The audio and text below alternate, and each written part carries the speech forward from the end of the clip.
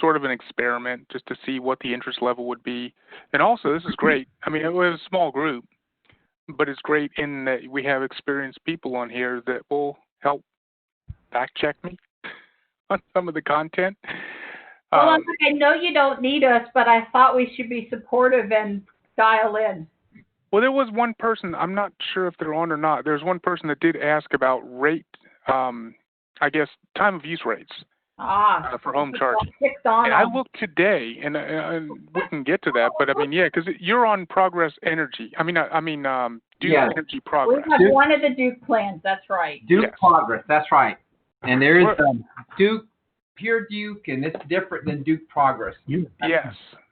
Yeah, and now if you go to their website, it actually, the first time, and this is interesting, it's the first time you go to it, it pops up a thing to let you select if you're in Duke Progress or Duke Energy. And as soon as you select it, you can never get back to the other one because it puts a cookie, it uses a cookie. So you have to open up an incognito window or something to get back to that menu. But right now for Duke Energy, which we're in that little sliver, because Orange County, part of Orange County is in that little sliver that sneaks over for Duke Energy. Everything around us is Duke Energy Progress, but we're Duke Energy. But that little sliver comes over, and right now, Duke Energy lists, they have no time of use rates available.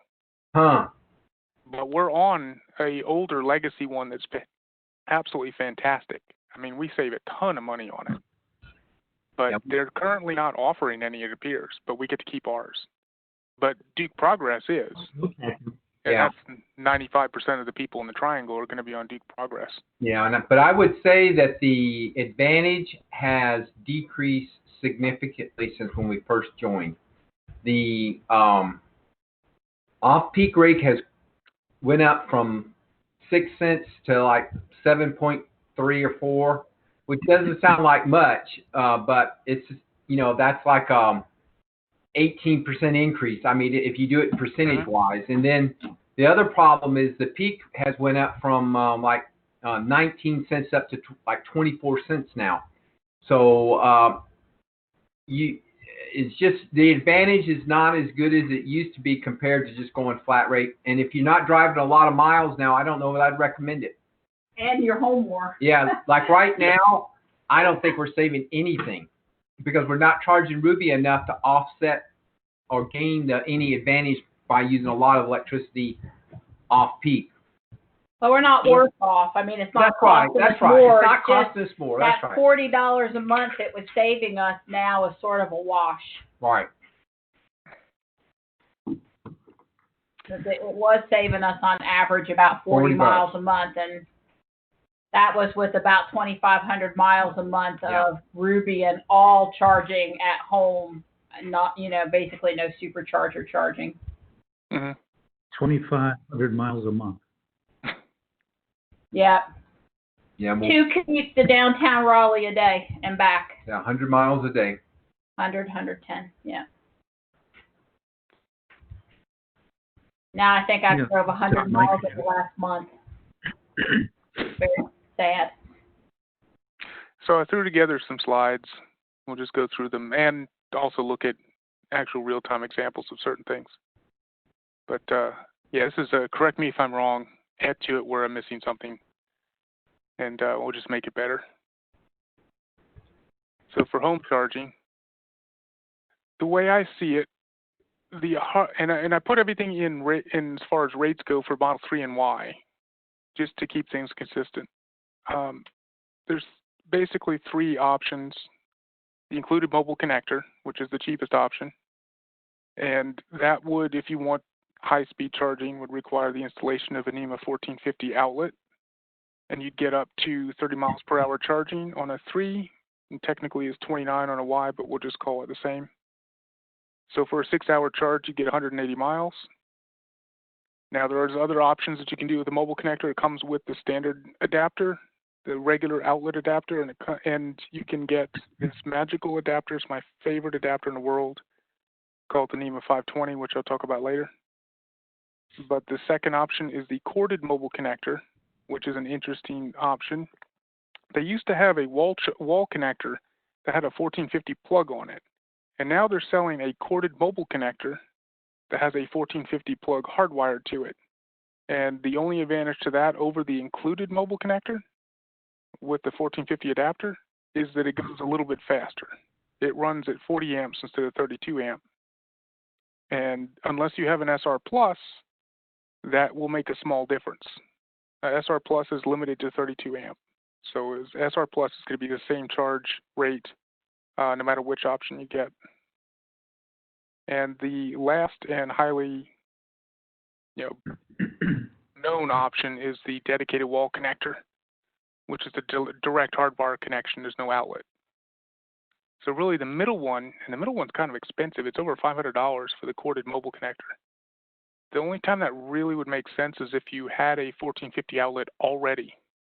But if you didn't have one, I'd say go with the dedicated wall connector, because it's right now it's slightly cheaper than the corded mobile connector. And the previous generation wall connectors they're closing them out, and they have a tiny discount on them, and they have a longer cable. So they're you can go look at one of the previous gen ones. I have two of the previous gen ones with the long 24-foot cable, which is fantastic for having the car farther out in the driveway. Yeah, I'd like to have that. So the included mobile connector, it comes with the standard adapter. It plugs into any old outlet, and then there's a bunch of optional adapters that'll plug into it that you can use. And there's really only 3 of them that I'm going to mention here because the rest of them are not very common. So for the 120 volt options, the one that comes with it, it's the 515. It plugs into a standard outlet, which is a 15 amp outlet. And it gives you 4 to 5 miles per hour, 27 miles in a 6-hour charge on a Model 3 or Model Y in decent weather conditions. If it's really, really cold, it charges a lot slower because it uses more power to keep the battery warm. So there's this other option that doesn't come with the car, which I've used these guys on both cars a lot when traveling, is the 520 adapter. And you can use it for home charging as well. And it will give you a significant bump, around 40% more miles per hour. There's actually people that reported in perfect weather of getting 8 miles per hour using the 520 on a Model 3. But the average is about 6 to 7 miles per hour, adding to the battery range. And, what is a 520? And that is a NEMA 520. And most people are going to look at that adapter and go, well, there's no outlet that I can plug that into, which is not true. They're everywhere. Every time I've been to a hotel where they just had a regular outlet, it was a 520 and I could plug into it. We rented a beach house that had a 520 outlet on the outside of it. I plugged into it. It worked great. Because a 520 outlet is the same as your standard outlet. It's just got that little, I call it the Tesla T on the side, with that flat piece that goes in. And the one, in any new house, any house that's built in the last 10 years, the outdoor outlets, the kitchen outlets, and possibly the bathroom outlets are going to be 520s. Wow.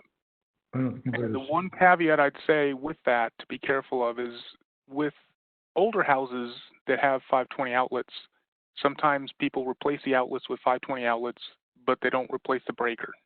So the breaker is still a 15 amp breaker. And the Tesla will pull 16 amps from that outlet, and it will pop the breaker if it has a 15 amp breaker on it. I mean, technically my house right now has 520 outlets on the outside of it because I replaced them. They were getting old. It's over 20 years old, but the circuit is 15 amp circuit. So at some point I'll replace the breaker. But for home charging, if you're looking for super economical home charging, you may already have a 520 outlet that's accessible by the car with a 20 amp breaker and the proper wiring, especially if you have newer construction. You could pay $35, get this adapter. And one other thing I'd note is that, if you're looking at for home charging and charging overnight, those are generally going to be 12-hour charges, and the difference starts getting more pronounced.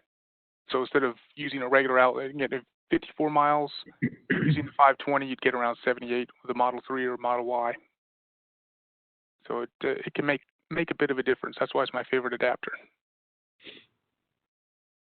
And for the 240 volt charging adapters, there's only 2 of them that are going to be mentioned, and that's the 1430, which is a modern clothes dryer. Any house that's built in the last probably, I don't know how long, 25 years would have one of these outlets for the clothes dryer. Older than 25 years would have the previous generation. I forget what that's, six. I forget what the model is, but there is a Tesla adapter for that, but it's not very common. But the common one is the 1450, and it used to come with all Teslas, and now it no longer comes with Teslas. So you can get a 1450 adapter for $35, and it's a common outlet that's at all RV parks. It's the same outlet that's on the back of your electric stove, if you have an electric stove. And if an electrician is going to install an outlet, this is the outlet they're going to install. And the one thing to note with the 1450 outlet is that if you look at the picture there, it looks like it's upside down. If you're used to looking at a traditional house outlet, that is the correct way to install it. If you install it upside down, and it was just recently on the North Carolina Tesla Owners Facebook group, someone who had this outlet installed, and it was installed upside down. And I've seen 2 or 3 other instances where they installed it upside down with the ground pins on the bottom. And that becomes an issue when trying to use the 1450 adapter, because if you look at the picture of it, you can tell it's going to hang really weird, and the actual unit is going to be pulling down on this in a weird way on the adapter if you have to plug it in upside down. So just make sure it's installed correctly. And then that's the corded mobile connector, which is that weird one. If you already have a 1450 outlet and you want to have a dedicated charger for the car, and you want to go a little bit faster, unless you have a Model 3 SR Plus, then this could make sense. But most of the time, it's not going to make a lot of sense, because you could use your existing mobile connector, just get a $35 adapter for it, and use it with the 1450 and almost go this fast. And then, of course, there's the wall connector, which will deliver the fastest rate. And there's not a whole lot to say about it, except for like what I said before, that at least at this moment, they still have the previous generation in stock. And the current generation, I believe, is $500, and the previous generation is $475. The previous generation goes to a higher amperage, which you won't need unless you have an old Tesla that supports that. But it also comes with a 24-foot cord instead of, I think the new ones come with a 16-foot or an 18-foot. I can't remember, but it's significantly shorter. And I've got a pair of them with 24-foot cords, and I love those cords. Just drag them anywhere. And the only thing with the wall connector, the new generation wall connectors, I noticed in the manual that if you're looking to put multiple ones on a circuit, because the previous generation, you could put multiple on one circuit. So you only have one breaker, one circuit, and you do a junction box, and you could put 2 wall connectors on it, and they intelligently share the circuit. And the previous generation would share it over a cable. There was a cable that was to connect to the 2 of them as a signal cable. The new generation ones that they're selling now use Wi-Fi to communicate with each other to share the load. So you could put 2 wall connectors on one 50-amp circuit and just have it share the load, so it would only run 25 amps per car until one car was charged, and then the other car would get the full power. But right now it's saying that it's a future over-the-air firmware update, so that would be something to be cautious about if you're looking to install multiple of the new generation wall connectors today on a single circuit. I don't know when that's going to be supported. So destination charging. Well, actually, no, I take that back. For home charging, what else needs to be discussed with home charging? What am I missing?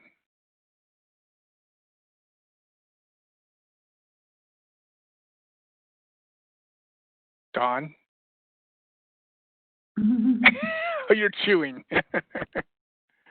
Unmuting. Unmuting.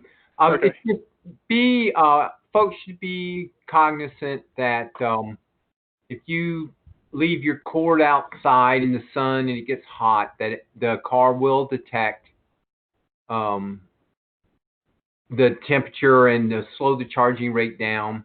on these various different adapters. It monitors the voltage as it charges. So Tesla has done quite a bit to keep it safe. So it's true that you certainly can trip a breaker, but Tesla has done what they can do to try to detect various different wiring issues or heat-related issues to keep the safety as good as possible.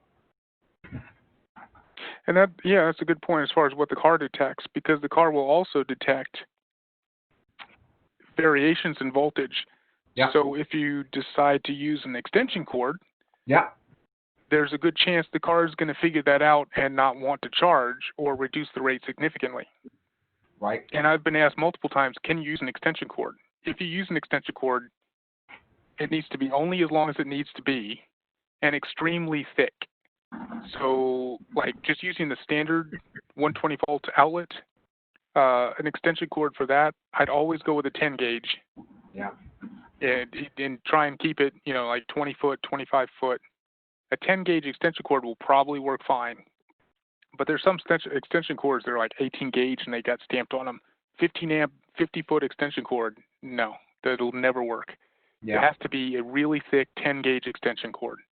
Now, I've heard of people using 12 gauge, and if you're not familiar, the higher the gauge, the thinner the cord.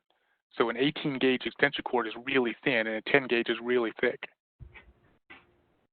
I agree. Yeah. Excellent. I've used a 25 foot 10 gauge extension cord multiple times with no issue. And But I wouldn't try anything thinner than that. And if you're going to use an extension cord, set the charge rate really low, at least to start with, to see how it behaves. Yeah, because the Tesla will start pulling the power, and it slowly ramps up the amperage. And as it ramps up the amperage, if it sees the voltage going down, it's going to decide that this is not safe, and it will stop. Right. And if you so it's really smart at figuring out if it's in an unsafe situation. I should take a cord. So destination charging. What was I going to say about destination charging? Oh, there's this would be a good example. There's two things that you can use to look at where there are. I mean, there's many things, but primarily there's the in-car screen, which you can now see destination charging on, which is the same as going to tesla.com/supercharger. You can see the same things that are on that in-car screen, with the exception of the utilization of the actual superchargers. But PlugShare is always going to be better. You can use both, but always double check using PlugShare. And this actually happened to my wife.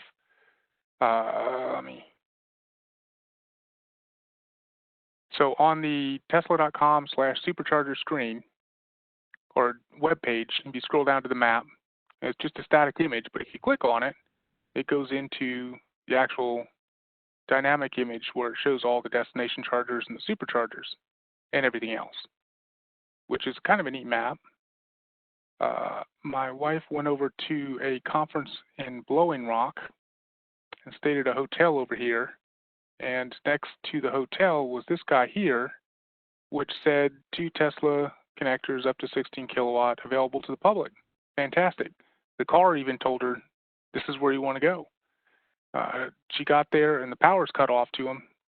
I called the restaurant. The restaurant has been sold to someone else, and they had no interest in continuing dealing with the wall connectors, so they just cut the power off to them, and that was a year ago. I've emailed Tesla about it. Still there. So that's why don't trust anything on this map. I mean, it's a great starting point if you want to look at some things where, there's an inn that has this, but always call ahead or go check PlugShare. Because if you go into PlugShare, it used to be on here, and this is the same spot right here. The Ridgeline is the new restaurant, but it's been removed because PlugShare is crowdsourced, and it's real good about removing things that don't exist anymore, where the Tesla interface and this interface here is the same thing. They saw the same data. It may or may not be there. So she ended up charging in downtown instead, which was fine. But I should have called ahead to the restaurant. I should have checked PlugShare, but I didn't. So the other thing about PlugShare, which is fantastic for traveling, for destination charging, is that both the app now supports it on the phone, but for a while the web browser version has supported it. You know, you zoom out and you've got a lot of things here. And you're traveling, say, well, let's go back to an example, say, where's Asheville? Oh, there's Asheville. You're traveling to Asheville and you want to stay somewhere that has a charger. I mean, you can go onto the Tesla page and look for destination charging there, but that only shows the ones that are Tesla chargers. It doesn't show all of them. But if you go into PlugShare now, I mean, you don't want to go through and hunt through all of this. You can go over here into the filters, which is that little, the doohickey right here in the top left corner. Scroll down. Well, first of all, you choose what plugs you want to use. And I'm choosing Supercharger 1772, which is a standard plug. You have it with your, every Tesla comes with the adapter for this, and a Tesla adapter. So those are the three main ones. If you have a NEMA 1450, you check that box off too. And if you have a CHAdeMO, which is unlikely, you could check that box off. There's not very many of them around. But the big thing is if you're traveling and you're staying somewhere, as you scroll down, skip all this stuff, just leave it all checked, and touch this box that's lodging. And when you do that, it filters out all the ones that are not at or right next to a hotel. So all that extra stuff goes away. So you see all the extra stuff there, and boom, it all goes away. And now you can focus on which ones are at. And of course, the first one I click on is, I saw this earlier, BMW of Asheville. That one's obviously mislabeled. But you go in here, and so there's one at Biltmore, another at Biltmore, Hampton Inn. I mean, that's not what I'm getting. And the reason the Asheville Supercharger is showing up is because it's across the street from a Hampton Inn. However, that street isn't one that you want to go walking across. So you have to, zoom in and double check. But it does do a decent job of filtering in which ones are at hotels or very close to hotels. So I've used this feature a bit when traveling. It's pretty neat.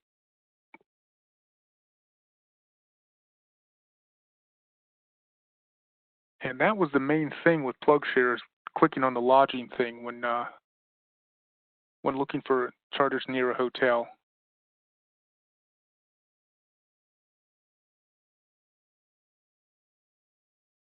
Can't think if there's anything else that I wanted to mention with PlugShare. Is there any other tips and tricks with PlugShare, Don, that you could think of?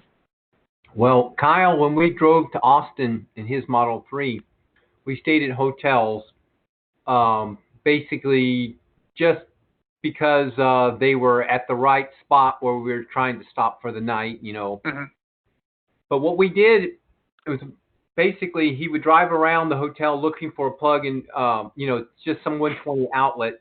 And generally speaking, sometimes we found it, sometimes he didn't. But he would always ask at the front desk, and I would have to tell you, the hotel, the night clerk, because this is always pretty late, and I said, "Oh, absolutely, here, park it up front here, right underneath the breezeway there, where right at the main entrance to the hotel. There's always a plug there, and it's one of those 520s that you're talking about." And they let us use it, and his Model 3 was parked right there, front and center of the hotel. And it never caused any problem. Kyle would just say, if somebody needs me to move my car, just give me a call. So I would say always ask at the front desk, even if you don't see any kind of plug, because if you have one of those 520s, which is a commercial, typically found in a commercial like a hotel, you're gonna probably be able to charge, and you can, as you showed, you can pick up some serious mileage. 50 miles. Yeah. Yeah. We used to, and that's a good example. I was going to show you this guy here. This is Wrightsville Beach, and back in 2014, I think we started going to Wrightsville Beach in the Model S from Hillsboro.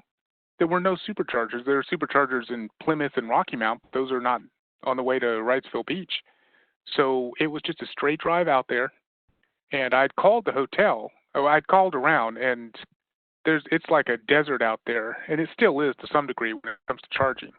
They have a supercharger and whatnot now, but we started going to this Holiday Inn on Wrightsville Beach, and this Holiday Inn has a sort of a parking garage that's somewhat underneath the hotel, and they have 520 compatible outlets. I put this plug share entry in back in 2014, or maybe it's 2015.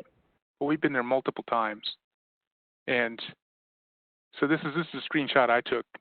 And when did I take this? So yeah, June 2014. And this is with my Model S, and I'm getting 5 miles per hour in an old Model S plugged into the 520 outlet. So we would go there. We've been there many times, and there's one of the 520 outlets. Back then, before there were superchargers, and there's a little green plugged into it, but they had like 20 outlets in that garage. Every interior wall had a 520 outlet on it, and the hotel was like, sure. They'll even put out a cone for you in one of those spots to reserve it for you if you call ahead. And while there are superchargers, now there's 2 superchargers technically there's 2 superchargers between here and Riceville Beach. Still, if you don't have to, you could just drive straight to Riceville Beach, straight to this hotel, go to your reserved spot, plug it in. If you're going to be there 2 days, that's plenty of time to charge the car all the way back up to drive back home. Yeah. So it was that was one of our first regular trips, is going to that hotel because they had those outlets in the garage. And that's why I love the 520 adapter. It let me do that. And on top of that, I mean, I recently traveled in my Model 3. I found it really useful if you can start every day with as full of a charge as you want without having to make a quick trip to the supercharger, even though I'm sure the supercharger has plenty of stuff to keep you occupied for the 20 minutes it's going to take you anyway. Well, there's another problem with that when it comes to winter time and very, very cold weather, is if you're getting up and your car is really cold and it's been sitting outside because, you're traveling, you don't have a garage, and you drive to a supercharger expecting to top up before you start traveling, you're going to have a bad time because the car's got to warm the battery up before it's going to take any sort of a charge rate. So that's one of the huge advantages to being able to plug the car in and leave it plugged in overnight. Even if it's a 120 volt outlet, you'll be able to trickle charge the car and keep the battery a little bit warm. I had my Model 3 it was the S, I think, in Boone this past winter. And it was a hotel that had a 120 volt outlet on the back. Unfortunately, it wasn't a 520, it was just a regular 515. But it was like 15 degrees outside. And I plugged into that thing and let it sit overnight. It charged up to a point and then shut off. And then the next morning, I don't know why it shut off. I think there was some issue with the power or something. But the next morning, it was sitting there not charging. So I thought, I'm going to kick it off and start charging. But it was 15 degrees outside, and the battery had gotten very cold. So for the first 30 minutes, it sat there, showed 0 miles per hour charging because it was heating the battery. It was actually using more power than it was pulling in through that plug to warm the battery up to get to the point that it could accept a charge. So, it was fine because it had been charging overnight, and there's tons more superchargers now. But it's always best to have something that you can plug it into when traveling. However, and that's my other point here is, present again. Destination charging isn't perfect. This was a hotel in Alabama I went to in 2015, I think. They had just gotten these beautiful Tesla wall connectors installed. And I called ahead and they said, yes, we have 2 wall connectors. It's no problem. You can charge. I rolled in there with like 3 miles on the car. I mean, it was at 1% battery. Because they have 2 wall connectors. There's no way it's going to be a problem. And I immediately see that there's no way to actually get to them. But those are the old wall connectors that had the 24-foot cord, and I was able to still plug in and charge up overnight. But and it wasn't the people that were parked in those spots' faults. There were no signs. So they had no idea that they were parking next to an electric car charger. But it's always best to call ahead. But even if you call ahead, don't roll in there on 0. Well, Kyle would. Kyle would always roll in on 0 wherever he goes. But it's always best to have a backup plan. And nowadays it's really easy with chargers everywhere. Back then it was a little more difficult. If I wasn't able to charge there, I would have had to go find a 120 volt outlet somewhere and just let the car sit. If you had had an extension cord with you, could you have hooked up there? Not to that charger. That's a Tesla charger that has the Tesla plug directly on it, so there's no way to run an extension for it. That's right. And then the other point I was going to note is that, wait, I thought I had pictures on here. Oh, there they are. Okay. If you're parking somewhere and you're staying there multiple days and you want to conserve battery power, or if you're parking a car at an airport and it's going to be gone, you're going to be gone for 2 weeks or 3 weeks. Not that you're doing it right now, of course, but you want to conserve power. You want to. These are some of the things you could do: is turn Sentry mode off, conserve power, and that's in the safety and security setting, and set cabin overheat protection to no AC. You don't necessarily have to turn it off completely. I never turn it off completely, but setting it to no AC will save a lot of power. Get sunshades to put in the windshield if it's during the summer and it's sunny. And recently I've ran into this problem. I don't know if it's still a problem or if it's been corrected pretty much in firmware, but there's this mode, the default mode of summon standby is on. And if that is on, it keeps some of the systems in there alive all the time, and it uses a bit of power. So leaving the car sit for multiple days with summon standby turned on burns some power too. But if you set all of these things, and if you have any third-party services like Tesla Fee, if you don't know what that is, then you don't have it. Stop polling the car. And the biggest one is probably Sentry mode, but one of the big ones is don't keep opening the app and checking the car obsessively to say, well, how many miles do I have on it now? You got to learn to just let it sit, because the car will go into a deep sleep mode if everything's turned off, and it will use very, very little power. But if you open that app and check it, then it's got to tickle the car over the cell connection and wakes everything back up, and it spins everything back up, and then it takes a little while for it to go back into deep sleep. Yeah. So I saw there's something in chat, but I can't see what it is. Hold on. You could just ask me or say something. Yeah, folks were posting questions in chat, and I was answering them. And I was just adding on to your Sentry mode thing here. I was saying, in my experience recently, Sentry mode seems to burn about 1% every 2.5 hours. So that adds up overnight, right? Even if your car's sitting there for 12 hours, that's 6% of your battery. Now, I'm on an SR Plus, so probably a bit less on a long range, but still, that's a lot of miles. Yep, because it has to keep both the computers running all the time to keep Sentry mode alive.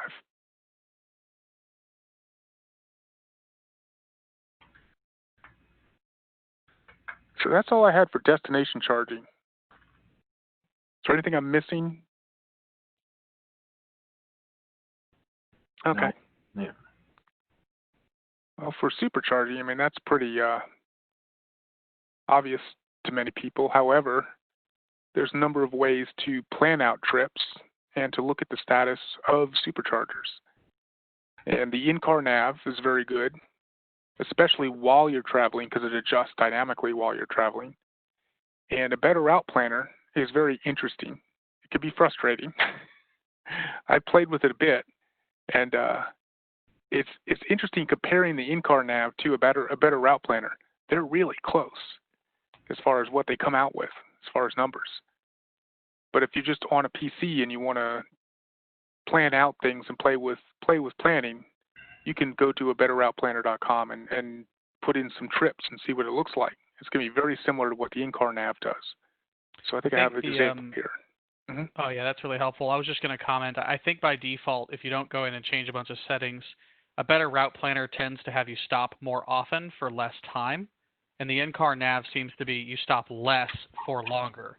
You can change that. Better Route Planner lets you tweak it, unlike the car, but by default, it kind of depends on what your preference is. We tend to, on my trips, stop a little more often just to stretch our legs, so Better Route Planner is pretty great for that, but it does depend on how much you like to stop. Yeah, this is with my wife's long-range Model 3. I did this yesterday, I think, just to get a picture of it. And this was with the battery at 80% to start out with. And this is what it picked to go to Orlando, Florida, 633 miles. And I plugged the same exact trip from the same start and end into a Better Route Planner. So this one's going to Lumberton, Santee, Kingsland, Georgia, and it comes out with a total trip time, including charging, of 10 hours and 40 minutes. And I plugged the same thing in a Better Route Planner, and it came out 10 hours and 45 minutes. and a very similar route, with the difference being that it stops in Fayetteville instead of Lumberton. And it also added in Kingsland. Wait, did the other one add in Kingsland? Yes, it did. So it's the same. And both of them were smart enough to stay the hell out of Savannah, which I thought was interesting. Right. Because you don't want to go to the Savannah Supercharger unless you absolutely have to. But it's just really interesting because they both came out the same miles, 633 miles, and they both came out to be 10 hours. Well, this one's 10 hours and 45 minutes with a lot less charging time, but more driving time with the defaults. So the Tesla in-car nav, I guess, must be assuming that you're driving faster because the charging time is significantly longer, but the overall trip time is 5 minutes shorter. And this was starting with 80% battery because it computes based on whatever your battery is at the moment. You can't change that. You can't change any of the settings in this. Oh, not really. But in here, you can change any of the settings. And by default, I had it set to leave at 90%. So depart state of charge is 90%. And it still came out 5 minutes longer for the exact same trip. So it's just interesting. There's a whole lot of knobs you can twist in here to play around with things. The other thing I'll notice with the in-car charger that actually I tend to stick with the in-car route planner anyway, is what I was actually going to say, because I've noticed that it tends to overestimate how much power you're going to use. So when you stare at it and it says you're going to arrive at 10%, I never arrive at 10. I arrive at 12, 13, sometimes even 15. And so it feels a little scary when you see you're going to arrive so low, but then you get there and everything's fine. With a better route planner, if it says you're going to arrive at 10%, you're probably going to arrive at 10%. So it depends on how much you like accuracy versus being a little scared. I do prefer the in-car one because it makes me feel better knowing that that's probably the lowest that I'm going to get there at. Yeah, and with a better route planner, you can set that what you want to have your percent be at the destination. However, and you can't do that with the Tesla nav. However, you kind of can because you're going to be supercharging somewhere right near your destination most likely. So what you would simply do is put in the closest supercharger to your destination as your destination. Let the car get you there. It's going to get you there with a relatively low battery at that supercharger, and then just charge up to whatever you want. I've never seen this confirmed anywhere. Don and Zeb might be able to do this. One thing I've noticed in my car is it seems to determine what you're going to arrive at a percentage where you would be able to get to a supercharger. Because I noticed when I went out to Oak Island, where the closest supercharger is Wilmington, which is about 45 minutes away from Oak Island, it was telling me to arrive at Oak Island at around 22% or so. Obviously, I chose to charge more than that before I headed down. But I did notice that, whereas other trips, it will arrive at 10 or 12, like you mentioned here.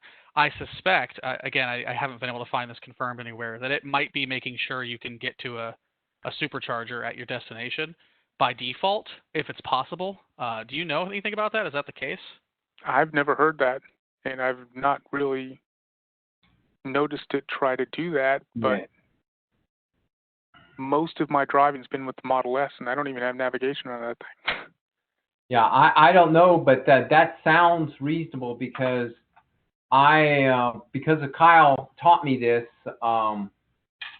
When you're supercharging, if you've noticed, it'll stop at like you'll arrive at your destination. If you leave now, you'll arrive at your destination at 5%, and it's stuck at 5% for a really long time. It won't go, and you've added several more kilowatts because you've been there 5 or 7 minutes, and it's still saying you're going to arrive there at 5%.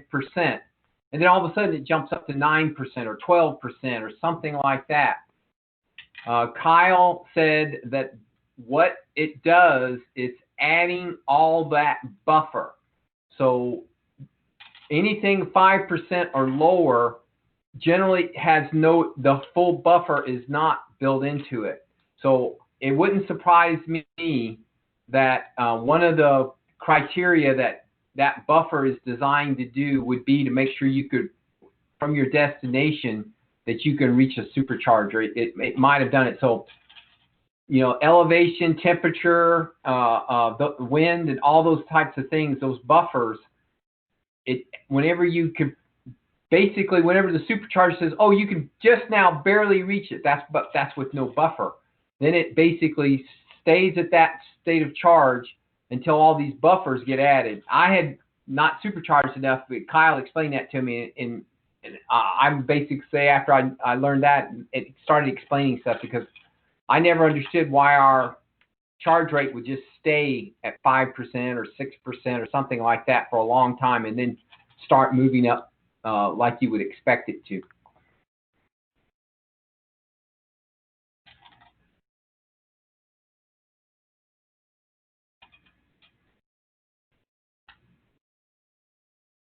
But the other thing I was going to mention about the in-car nav, and I've showed this to a number of people, like, really? That does that? Is that if you touch, and I thought everybody knew this, but I guess not. If you touch the little lightning bolt that's on the screen, and then you pinch zoom out, you can move around and you can see the status of all the superchargers in the entire region and see how many slots are utilized, which I thought was a pretty neat feature. I mean, it's not super helpful for planning a trip because it's real time, so it's not going to tell you what's going to happen in the future, but just being able to see what the general utilization is in your region is kind of neat. You can also do this from the Tesla mobile app if you pull up the local chargers as well. It'll mostly show you ones that are close to you. Yeah. It doesn't show you very far. Yeah, but it is kind of cool if you're thinking about topping up because you can't charge at home or you just got home and you got to leave immediately again. Being able to pull up the app and glance real quick before you get back in your car is kind of neat.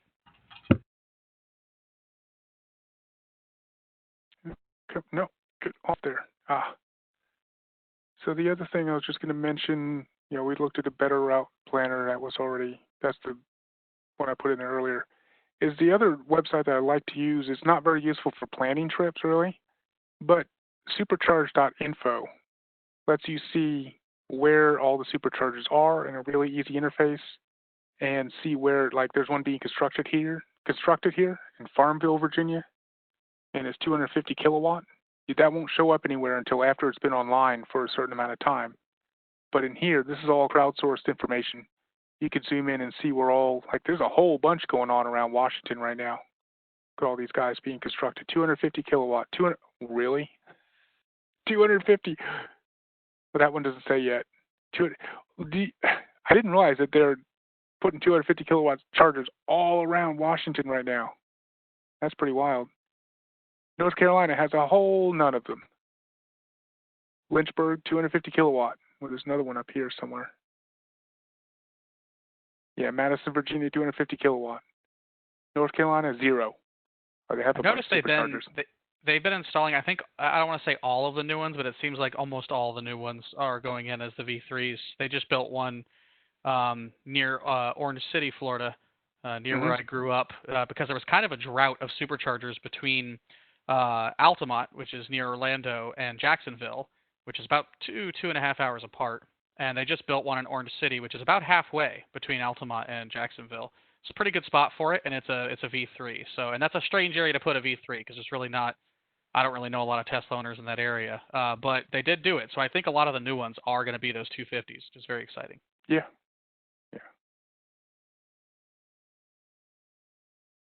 But as far as example Tesla drives, there's really only a couple that I have here. Well, there's more than a couple, but I created just a Google map and throw some superchargers on there. And this is a drive I just did, which it was a day drive, and it was fantastic. I was like, there's the Mount Airy supercharger up here. The Blue Ridge Parkway is right past it. I want to go up to the northern part of Blue Ridge Parkway I've never been on, drive down through Boone and loop around and come back to Hickory. And that you can do, I could certainly do it in a day drive from Hillsboro, but just about anybody could do that in a day drive. And the nice thing about this route is that if you go up to Mount Airy, charge up to 90% or so, and go up and just start going down, you could stop off and have lunch in Boone, pick up lunch, or if you're feeling adventurous, Mikado's is opened with distanced dining right now. Mikado's is always a place to go because Ronald is one of the first Tesla owners in the state of North Carolina, and he's got a wall connector in the back of the restaurant and a 1450 on the back of the restaurant and a regular charger on the front, but you don't want to use the one on the front. It's low amperage. Always pull around to the back. But you could stop off the Blue Ridge Parkway, have lunch, and then just keep going and loop around and come back to Hickory. And I was like, well, let's put that, and I've done this in a Model 3 LR, no problem. So let's put that in a better route planner and see how it comes out. That was painful because the better route planner does not have an easy ability to drag the route around. You have to go get GPS coordinates and pop them in there. But I did it. So I put it in a better route planner, and this is it. And I set the car to be an SR Plus. Started from Mount Airy, and I set it to 90%. And for some reason, it said charge from 90 to 95% at Mount Airy, and I couldn't change this. I wanted to start at 90%, but it wouldn't let me. It kept putting it at 95%. And going down, and I actually put in a stop at Mikado's for 1 hour of charging, and continuing on down, and even in an SR Plus, going all the way down and looping around on the long route and coming back to Hickory, it shows it arriving with 21% charge. So that's a very doable route. And the great thing about this route is if you don't want to stop, you don't want to charge, you just want to drive straight through, you just drive straight through, and after you get past Boone, just set the nav to be the Hickory Supercharger. And when you decide that you want to turn left, there's a couple of different main routes that after you get past this area that you could just cut across. You don't have to go all the way down to Marion. And it's a lot less distance. The shortest route is to go to Boone and then drop off and go down 321 straight back to Hickory. But there's also two other routes that nav will just take if you. It'll constantly be telling you, oh, turn left here, and then down here, it'll turn left here. And if you decide, well, I'm tired, I want to go home, you just turn left and you go back to Hickory and you charge. Or if you feel like you're a little nervous, the battery's getting low, and you can just turn left to go back to Hickory and charge. It's a very safe, relaxing trip. So that's. I think we should do this as a group at some point, because this is a really neat trip. And this northern section of the Blue Ridge Parkway, while it doesn't have the same level of views maybe as the section down here, it's pretty nice. And when I did take it, there was no one up here.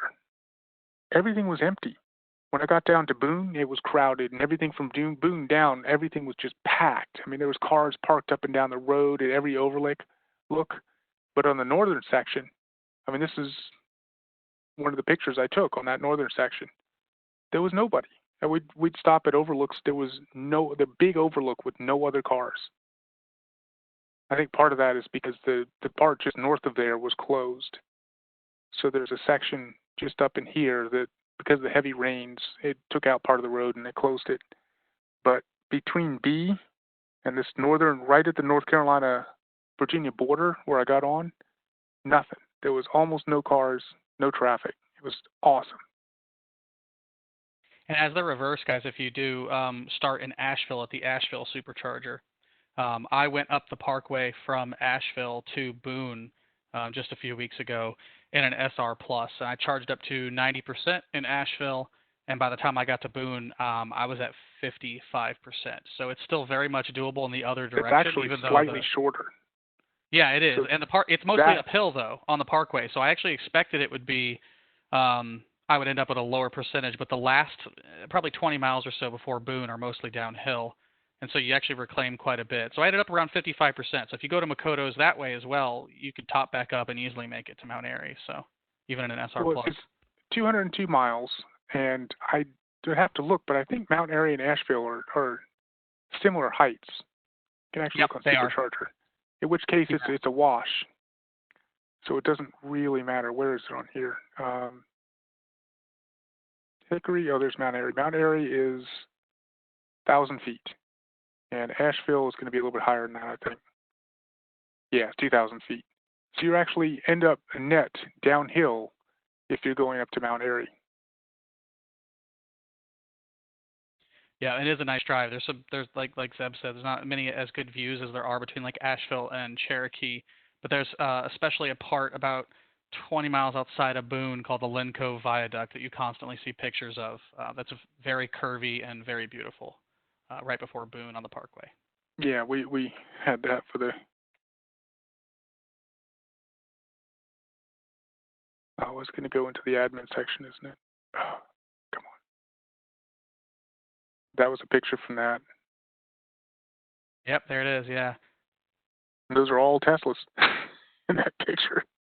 Well, maybe not all of them. I think that's not right there, but that was from 2018.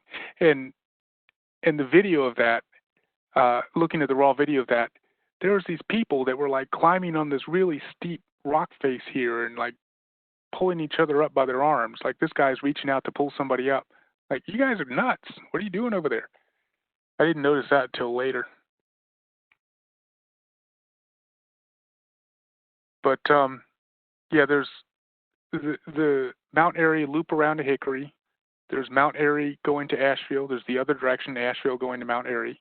These are all doable routes in the Blue Ridge Parkway, and I didn't really realize until recently that with the Mount Airy Supercharger up there, it really makes this stretch completely doable.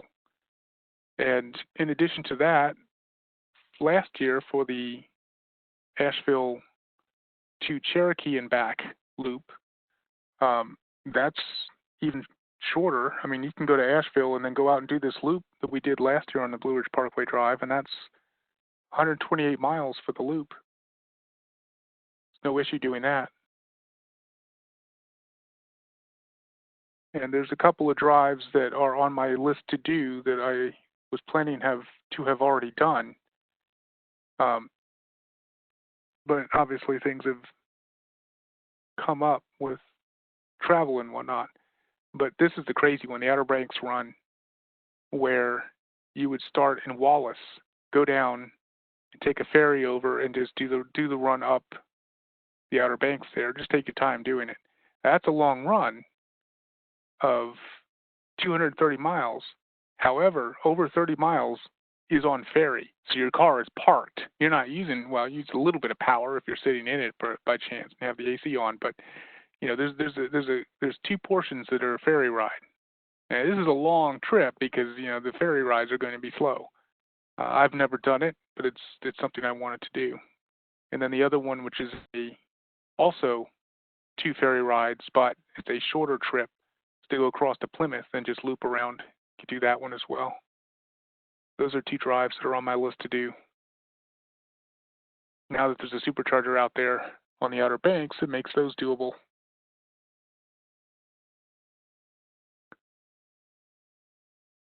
And those were the drives that I was looking at. Do you have any other thoughts, questions?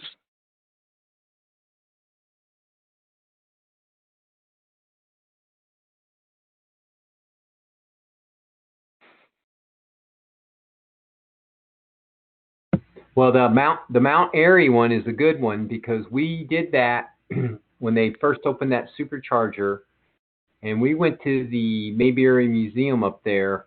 Andy Griffith. I'm sorry. Mm-hmm. And that was delightful. And that is an easy trip. I get the concept of want to drive down the Blue Ridge, but you can just drive to Mount Airy, see the museum, and come home. And we did that comfortably in one full day, but it was not one of those 6 a.m. till 1 a.m. Type drives. It was we left here, I don't know, 8 o'clock in the morning. We got home like 9 o'clock that night. You know, and we spent all day. I mean, we spent a good amount of time. But make sure to take the road that takes you past Pilot Mountain and to allot enough time during the daylight hours to go up the mountain. That's right. Walk for a short distance to get your pictures because it is a spectacular view at Pilot Mountain, and then come back down. And it's really cool because watching the energy consumption. Yeah. Like, I think we broke a record at like, what, 900? We were plus or minus 900 watts per kilowatt hour. Coming down the mountain. Because, it was pretty freaky.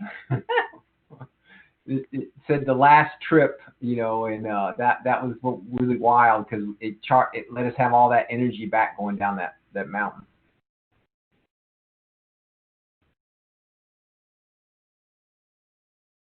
But the Mount Airy Superchargers is out of Sheets, and so it's not there's, to the best of my recollection, there's nothing else there. So if you want to plug in and eat somewhere, you have to. We actually got takeout in the little. Right, we got takeout down the road, and then we came back to the Sheets and ate in the car while it charged. While that's it right. charged, yeah. Yeah. Maybe takeout. Yeah. I think it was Chick-fil-A, Zeb. It was just something. slightly better than Sheets. Just not better than Sheets. That's right. But I would say it's very convenient if you're actually traveling versus what we were doing. That is right there at an intersection, if I remember right, of like 280 and 78 or something. It's at a crossroads there. It's very handy. Is that Mount Airy? Yeah, that's Mount Airy. This is. Yeah. I just got some food at the Sheets when I went through there. Yeah. Yeah, I like the ones at Sheets. I think it's a pretty convenient stop when you're traveling because you can grab a drink or whatever you want, a bottle of water if you ran low. If you don't mind the food, which is definitely gas station food, you get some gas station food, and usually they have tables too outside. So even if you get some takeout, you might be able to sit and eat. Or inside in the air too. But I like Sheets. Yeah. When I'm traveling, I like Sheets.